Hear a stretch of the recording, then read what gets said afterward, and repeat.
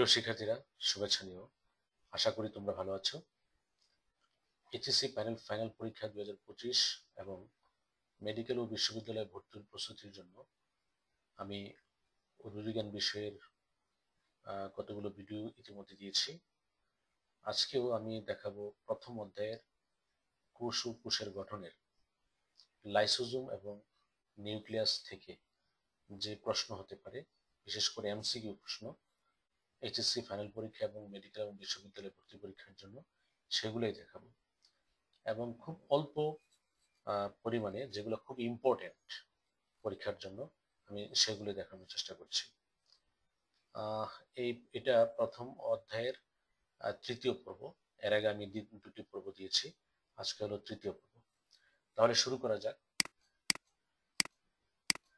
আজকের প্রথম যে অংশটা দেখাবো সেটা হলো লাইসোজোম।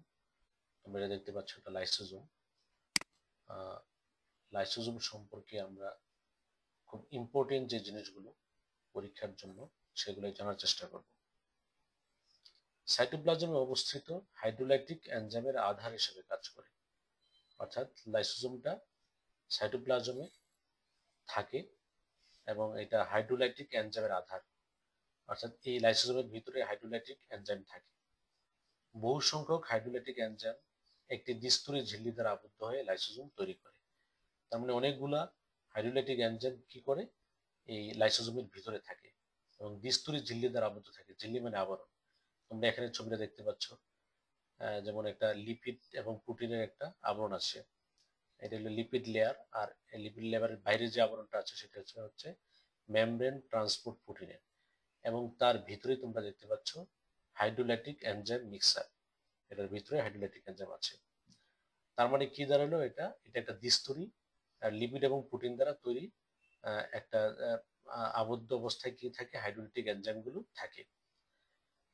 এই লাইসোজোমটা তৈরি হয় থেকে এন্ডোপ্লাজমিক রেটিকুলাম হতে এদের উৎপত্তি, এটা মনে রাখতে হবে। লাইসোজোমের আবরণ লিপোপ্রোটিন নির্মিত, তার মানে লিপিড এবং প্রোটিন নির্মিত। ঝিল্লির ভেতরে প্রায় 50 ধরনের এনজাইম থাকে। এটাও খুব ইম্পর্টেন্ট কথা যে 50 ধরনের এনজাইম, বহু সংখ্যক এনজাইম থাকে। ফেগোসাইটোসিস প্রক্রিয়ায় জীবাণু ধ্বংস করে। এই লাইসোজোম কি করে, ফেগোসাইটোসিস প্রক্রিয়ায় জীবাণু ধ্বংস করে, এটা একটা কাজ তার। তারপর হচ্ছে অন্তঃকোষীয় পরিপাকে সাহায্য করে এবং অটোলাইসিস ঘটায়।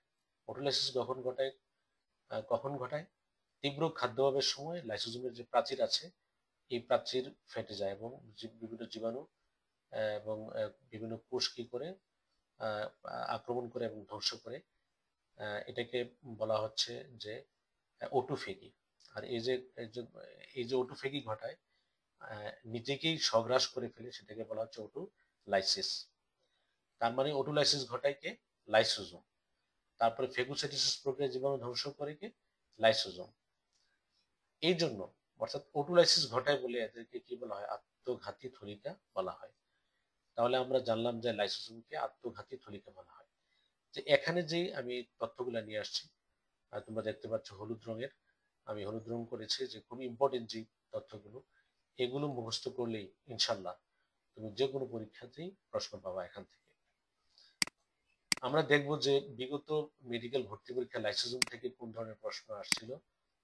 তোমরা দেখো যে লাইসোজোমের কাজ, এই একটা 3টা প্রশ্ন আমি দেখতে পাচ্ছি মেডিকেলে ভর্তি পরীক্ষা আসছিল বিগত বছরে। লাইসোজোমের কাজ হলো আক্রমণকারী জীবাণু ভক্ষণ। কোষের কোন অঙ্গাণু অটোফেগিতে জড়িত? কোষের কোন অঙ্গাণু অটোফেগিতে জড়িত? আমরা জানি যে অটোফেগি হলো স্বগ্রাস বলা হয় যেটাকে। তীব্র খাদ্যাভাবের সময় লাইসোজোম কি করে, নিজেকেই সে আক্রমণ করে, এটাকে বলা হচ্ছে অটোফেগি। আর এটাতে জড়িত হলো লাইসোজোম। নিচের কোনটি লাইসোজোমের বৈশিষ্ট্য? লাইসোজোমের বৈশিষ্ট্য হলো লাইসোজোমের মধ্যে বিভিন্ন ধরনের হাইড্রোলাইটিক এনজাইম অর্থাৎ এনজাইম থাকে। এই 3টা প্রশ্নই বিগত বছরের প্রশ্ন আসছিল, পরীক্ষাতে আসছিল। এবার আমরা চলে যাব নিউক্লিয়াসে। তোমরা ছবিটা দেখতে পাচ্ছ নিউক্লিয়াস। নিউক্লিয়াসের মধ্যে কি আছে? নিউক্লিওলাস, গোলাকার একটা অংশ আছে নিউক্লিওলাস। তারপর আছে যে চিকন সুতার মতো পেঁচানো অবস্থা আছে, সেটাকে বলা হচ্ছে ক্রোমাটিন। এবং তার চারপাশে যে আবরণ আছে দ্বিস্তরী, সেটাকে বলা হচ্ছে নিউক্লিয়ার মেমব্রেন। এবং এই নিউক্লিয়ার মেমব্রেনের মধ্যে কোনো কোনো জায়গা আছে ফাঁকা স্থান আছে, এটাকে বলা হচ্ছে নিউক্লিয়ার পুর অর্থাৎ নিউক্লিয়ার রন্ধ্র। তাহলে এই 4টা অংশ নিয়ে নিউক্লিয়াস গঠিত। এখন আমরা একটু দেখি যে নিউক্লিয়াস কোষের মস্তিষ্ক, প্রাণকেন্দ্র ও কেন্দ্রিকা নামে পরিচিত। তার মানে নিউক্লিয়াসকে কোষের মস্তিষ্ক বলা হয়, প্রাণকেন্দ্র এবং কেন্দ্রিকাও বলা হয়ে থাকে। নিউক্লিয়াস কে আবিষ্কার করেন? নিউক্লিয়াস আবিষ্কার করেন রবার্ট ব্রাউন 1831 সালে। এটা মনে রাখতে হবে। অর্কিড অর্থাৎ রাস্তা নামে একটা অর্কিডের পত্র কোষে নিউক্লিয়াস আবিষ্কার করেন রবার্ট ব্রাউন। সিপ কোষ মানুষের লোহিত কণিকায় পরিণত অবস্থায় নিউক্লিয়াস থাকে না।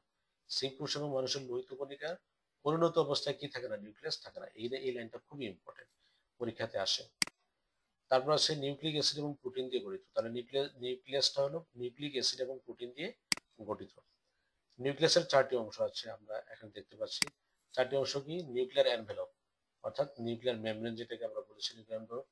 নিউক্লিওপ্লাজম, এটার ভিতরে যে জলীয় অংশটা আছে, এখানে এখানে দেয়া নাই, বাট এটার ভিতরে যে জলীয় অংশ আছে, ম্যাট্রিক্স আছে, সেটাকে বলবো আমরা কি? নিউক্লিওপ্লাজম। তারপর হচ্ছে নিউক্লিওলাস, এই যে গোলাকার যে অংশটা আছে সেটাকে বলবো নিউক্লিওলাস। এবং ক্রোমাটিন, এই ভিতরে যে পেঁচানো সূত্রগুলো আছে সেটাকে বলা হচ্ছে ক্রোমাটিন তন্তু। এবার আমরা দেখব বিগত বছরে কি কি আসছে নিউক্লিয়াস থেকে। বিগত বছরের প্রথম যে প্রশ্নটা, কোনটি নিউক্লিয়াসের জন্য সঠিক?